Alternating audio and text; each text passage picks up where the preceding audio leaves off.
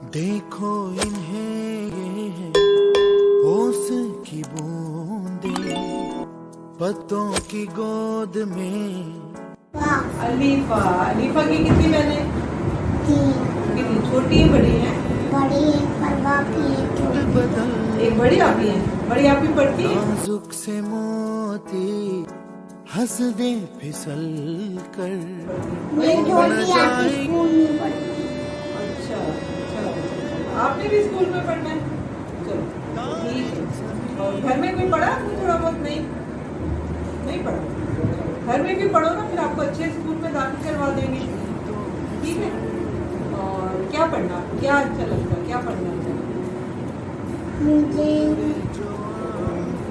अलीबेका। है? अच्छा, ABCD भी है, कोई पढ़ेंगे। मैं करा दे तो रह लेगी अलीफा। अलीफा को डर तो नहीं लगेगा? है अच्छे से पढ़ लो। है ठीक है।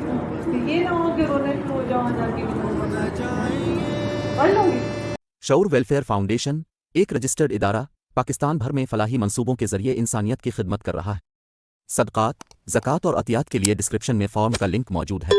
अतिया करें और खैर बांटें।